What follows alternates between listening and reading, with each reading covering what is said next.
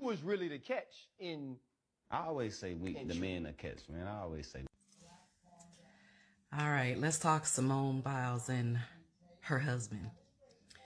Some of y'all doing a little too much. So I'm away. I'm on vacation. You know, it's Christmas. I'm with family.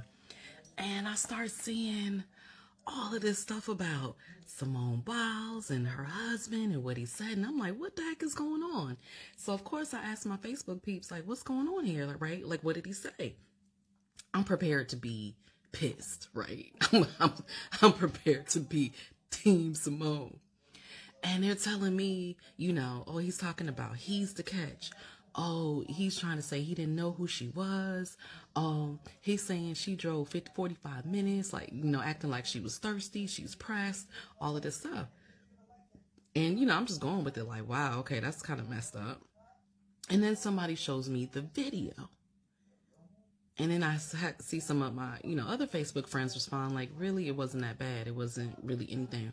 And I watched the entire video. And I was like, oh, what did he say? He didn't say nothing wrong.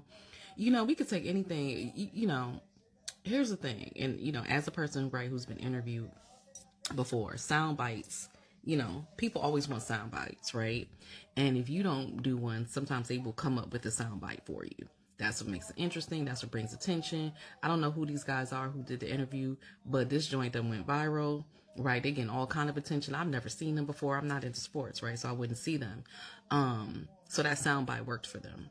So I remember my ex-husband, I'll never forget this. So back in the day, my first business started out in real estate. And this was like this was when the market was like crazy, ridiculously hot. Like we were just making hand over fist money in real estate. And we were interviewed, and I can't even remember the network.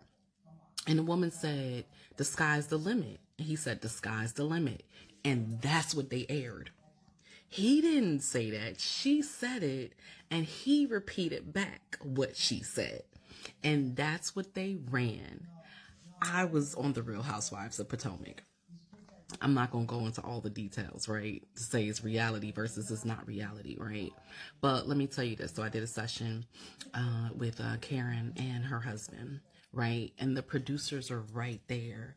And there were certain things that they wanted me to ask and say that I would not have necessarily have said on my own. It wasn't bad. It's just not something that I would have necessarily done or not in that order, right? So they have a narrative that they want to push, and they get you to push it.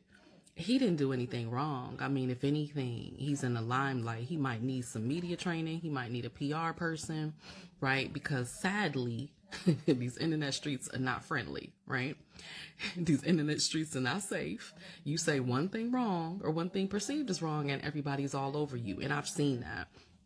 But I didn't think he said anything wrong. I mean, you know what? He should be a catch. Everybody should be a catch. I don't want to be with nobody who ain't a catch. How about that? Because I'm a catch. So why would I want to be with somebody who's not a catch? But yeah, if you actually watch the video in its full context, there is nothing wrong with that video. It's nothing wrong, you know, with what he said. If anything, he was trying to be too honest. And sadly, it's like you got to be coached to not be so ridiculously honest so somebody doesn't take what you say in a negative light. But it was all good. But I'd love to hear your thoughts. What did you think of the interview? Like, did you think he said something wrong? Did you think it was bad? Did you think he was trying to throw his wife under the bus and try to make it seem like he was better than her? What were your thoughts? Let me know. Bye, y'all.